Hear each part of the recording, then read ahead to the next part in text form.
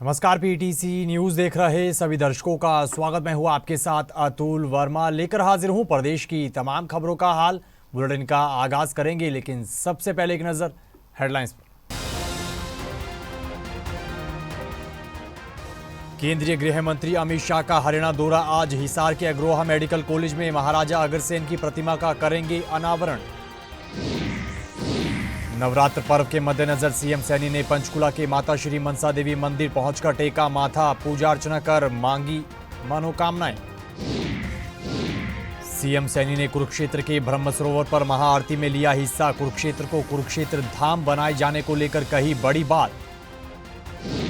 कुरुक्षेत्र के देवी को भद्रकाली शक्तिपीठ में नवरात्र पर्व की धूम। दुबई के बुर्ज खलीफा की तर्ज पर 108 फीट ऊंचे गुंबद से की गई भव्य आतिशबाजी। और रोहतक के योगा टीचर को जिंदा दफनाने के मामले में पुलिस ने मुख्य आरोपी को किया गिरफ्तार। 2 आरोपियों की पहले हो चुकी है गिरफ्तारी।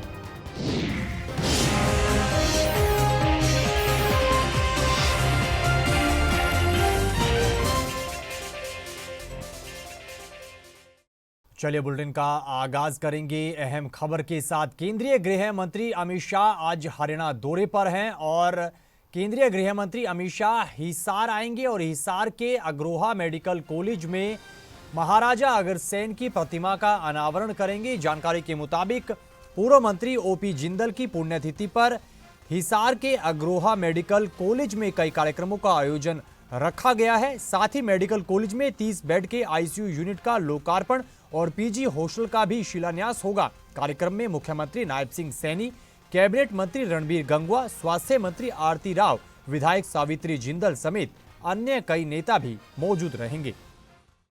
नवरात्र पर्व के मद्देनजर हरियाणा के मुख्यमंत्री नायब सिंह सैनी पंचकुला के माता श्री मनसा देवी के मंदिर में नतमस्तक हुए हैं। इस दौरान उन्होंने अपनी धर्मपत्नी के साथ पूजा अर्चना की, मां का आशीर्वाद लिया और मनोकामनाएं भी मांगी।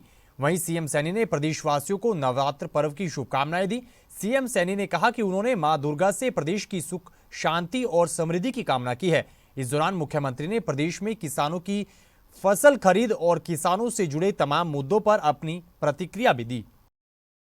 वहीं विक्रम संवत की संध्या पर मुख्यमंत्री नायब सिंह सैनी कुरुक्षेत्र के ब्रह्म सरोवर पर महाआरती में शामिल हुए। इस मौके पर थानेसर से कांग्रेस विधायक अशोक अरोड़ा और प्रदेश के कैबिनेट मंत्री कृष्णलाल पवार भी मौजूद रहे। इसके अलावा गीता मनीषी स्वामी ज्ञानानंद महाराज भी खास तौर पर मौजूद रहे। वहीं सीएम सैनी ने कहा कि कुरुक्षेत्र को कुरुक्षेत्र धाम बहुत पहले बन जाना चाहिए था। इस बारे में पहले किसी ने नहीं सोचा था, लेकिन अब स्वामी गीता मनीषी ज्ञानानंद महाराज ने ये आवाज उठाई है। ऐसे में हरियाणा सरकार जल्द एक अधिसूचना जारी कर सकती है। इस भूमि पर ये भूमि वो भूमि पवित्र भूमि है जिसे लैंड ऑफ गीता कहा जाता है। जिस पवित्र भूमि से उस पवित्र ग्रंथ, उस वाणी का यहाँ उद्घोष हुआ है, जिस वाणी से व्यक्ति के सारे कष्ट, सारी समस्याएं समाप्त होती हैं और व्यक्ति विकास की ऊंचाइयों के ऊपर जाता है। ये वो पवित्र ग्रंथ जिसका उद्गम स्थल ये कुरुक्षेत्र धाम है। आज उस पवित्र ग्रंथ में हर समस्या का समाधान है। हमारे लिए बड़े गर्व की बात है कि ये कुरुक्षेत्र धाम काफी दिन पहले हो जाना चाहिए था।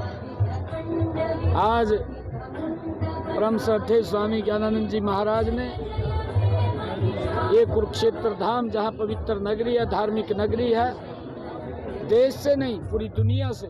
तो देश भर में हिंदू नववर्ष का भव्य आगाज हो चुका है, भव्य स्वागत किया गया है। इसी कड़ी में कुरुक्षेत्र के भद्रकूप शक्तिपीठ में नव वर्ष को लेकर खास तौर पर धूम देखने को मिली है और इस दौरान खास तैयारियां की गई और मंदिर के गुंबद पर भव्य आतिशबाजी भी देखने को मिली। नवरात्रों के मद्देनजर मंदिर कमेटी की तरफ से विशेष तैयारियां देखने को मिली है। दुबई के बुर्ज खलीफा की तर्ज पर 108 फीट ऊंचे गुंबद से भव्य आतिशबाजी की गई है। यह आतिशबाजी न केवल मंदिर परिसर बल्कि दूर दूर तक नजर आई ऑटोमेटिक रिमोट कंट्रोल से चली आतिशबाजी ने चारों दिशाओं में अपनी रंग बिरंगी रोशनी बिखेरी और मंदिर के गुंबद पर इस भव्य नजारे को खास तौर पर देखा गया है। भूतेषु शक्ति रूपेण संस्थिता नमस्तस्यै नमस्तस्यै नमस्तस्यै नमो नमः। श्रद्धा, प्रेम और विश्वास का आध्यात्मिक केंद्र, हरियाणा का एकमात्र प्राचीन शक्तिपीठ श्री देवी को भद्रकाली मंदिर, झांसा रोड कुरुक्षेत्र माँ सती के 52 शक्तिपीठों में शोभायमान है। यहाँ पर माँ सती का दाएं टखना गुल्फ विराजमान है और यहाँ भगवान श्री कृष्ण ने पांडवों से पूजन किया, महाभारत काल में युद्ध का घोड़ा दान किया। आज इस पावन पवित्र स्थल पर हिंदू नव वर्ष मनाया जा रहा है, जो कि विक्रमी संवत 2082 प्रथम नवरात्र से प्रारंभ हो जाता है, चैत्र नवरात्रों से। आज यह गौरव का विषय, हिंदू धर्म का, सनातन का गर्व का विषय है। हम सभी धर्म प्रेमियों के लिए, हम सभी सनातन धर्मावलंबियों के लिए, हिंदू धर्म को मानने वाले सभी संतों के लिए, सभी भक्तों के लिए, सभी सनातनी धर्म प्रेमियों के लिए गौरव का विषय है कि हम माँ भद्रकाली शक्तिपीठ से 108 फुट ऊंचे मंदिर शिखर से माँ भद्रकाली के इस प्रांगण में आज भव्य आतिशबाजी का नज़ारा प्रकाश फैलाया गया। खबरों में आगे बढ़ते हैं, अगली खबर का जिक्र करेंगे। खबर रोहतक से है। रोहतक में योगा टीचर को जिंदा गड्ढे में दफनाने के मामले में पुलिस ने कार्रवाई की है और मुख्य आरोपी को गिरफ्तार कर लिया है। पुलिस ने इस पूरे मामले में जानकारी देते हुए बताया है कि मुख्य आरोपी ने जिस तरीके से वारदात को, घटना को अंजाम दिया है, उसे अब गिरफ्तार कर लिया गया है और आरोपी के पहले ही 2 साथियों को गिरफ्तार किया जा चुका है। उन्होंने बताया कि आरोपी ने अपने 2 साथियों के साथ मिलकर पैतावास गांव में योगा टीचर को अगवा किया था और उसे जिंदा गड्ढे में दफना दिया था। पुलिस ने बताया कि अवैध संबंधों के शक के चलते आरोपी ने इस घटना को अंजाम दिया। वहीं पुलिस इस पूरे मामले में मुख्य आरोपी के 2 साथियों को पहले ही गिरफ्तार कर चुकी है। जगदीप है जो मृतक था, तो उसका अपहरण करके यहाँ से जनता कॉलोनी से ले गए थे और उसको गड्ढा खोद के पैतावास गांव में डेड बॉडी को जिंदा मिट्टी के नीचे दबा दिया था, जिसमें 2 एक्यूट धर्मपाल और हरदीप पहले गिरफ्तार हो चुके हैं। तो मृतक जयदीप की डेड बॉडी वहाँ मिल गई थी, जिसका पोस्टमार्टम करा दिया गया था। इसमें एक्यूट जो राजकर्ण था, तो उसको आज एसपी साहब के निर्देश अनुसार 3 टीम तैयार की गई थी, जो एसएचओ शिवाजी कॉलोनी के नेतृत्व में और शहीद उनके नेतृत्व में थी, जो आज हमारी टीमों ने उसको गांव पैतावास के नज़दीक दादरी के नज़दीक से गिरफ्तार किया है। तो आज उसकी गिरफ्तारी हुई है, तो कल को उसको कोर्ट में पेश करके उसका रिमांड लिया जाए। खबरों में आगे बढ़ेंगे, अगली खबर का जिक्र करेंगे। सोनीपत में एक अमेरिकन बाइंडिंग फैक्ट्री में आग लगने का मामला सामने आया है। जानकारी के मुताबिक बड़ा हादसा होने से टला है। इस दौरान आग लगते ही सभी कर्मचारियों को फैक्ट्री से सुरक्षित बाहर निकाला गया और दमकल विभाग को इस आग लगने की सूचना दी गई, जिसके बाद घटनास्थल पर पहुंची दमकल की गाड़ियों की तरफ से आग पर काबू पाने का प्रयास किया गया। हादसे में किसी के हताहत होने की खबर नहीं है, लेकिन अभी आग लगने के कारणों का पता लगाया जा रहा है। तो सोनीपत के नाथुपुर साबोली इंडस्ट्रियल एरिया में ये अमेरिकन बाइंडिंग फैक्ट्री थी और इस फैक्ट्री में फोम से सामान बनाने का काम किया जाता था। यहाँ पे एक फैक्ट्री है, ये अपनी अमेरिकन वेडिंग के नाम से ये फोम बनाती है। ये अराउंड 2-2.5 एकड़ के आसपास की फैक्ट्री है। इसके अंदर एक शॉर्ट सर्किट की वजह से हमारी सूचना मिली थी कि भाई यहाँ पे फायर हो गई है। तो मौके के ऊपर हमारी 8 गाड़ियाँ मौजूद हैं, बाकी 3 गाड़ियाँ आउट ऑफ डिस्ट्रिक्ट जो है वो आ रही है, रोहतक से, पानीपत से और बादरगढ़ से। दिक्कत ये आ रही है कि जो शेड है ये पूरा भरभरा के गिर गया है, तो शेड की गिरने की वजह से जो है अंदर रेस्क्यू काम नहीं हो पा रहा है और पता नहीं चल पा रहा है कि अंदर क्या है, कितनी आग। वहीं गन कल्चर से जुड़े हरियाणवी गानों को नायब सैनी सरकार द्वारा बैन किए जाने के फैसले को लेकर प्रदेश के राज्यपाल बंडारू दत्तात्रेय ने अपनी प्रतिक्रिया दी है। करनाल पहुंचे प्रदेश के राज्यपाल ने सरकार के इस फैसले का स्वागत किया है। इस दौरान उन्होंने कहा कि ऐसे गानों को प्रमोट नहीं किया जाना चाहिए, इससे समाज में गलत संदेश जाता है। राज्यपाल ने कहा कि देश प्रदेश में सामाजिक भेदभाव ना होकर बेहतर वातावरण बनना चाहिए। लोगों को भड़काने और कुछ वर्ग को खुश करने के लिए गन कल्चर से जुड़े गाने नहीं आने चाहिए। इस दौरान उन्होंने अन्य कई मुद्दों पर भी अपनी प्रतिक्रिया दी है।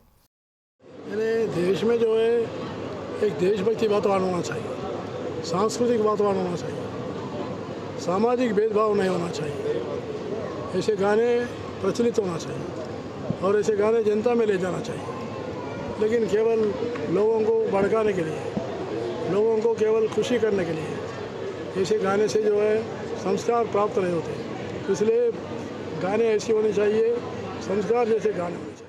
खबरों में आगे बढ़ते हैं। अगली खबर का जिक्र करेंगे। मथुरा में महर्षि गौतम जयंती पर खास समारोह का आयोजन किया गया। इस समारोह में हरियाणा से खेल मंत्री गौरव गौतम ने खास तौर पर शिरकत की और जयंती को लेकर कार्यक्रम में आए लोगों को शुभकामनाएं दी। इस दौरान उन्होंने त्योहारों को सौहार्दपूर्ण तरीके से मनाने की सलाह दी, साथ ही अन्य कई मुद्दों को लेकर अपनी प्रतिक्रिया भी दी है। सुनेगा।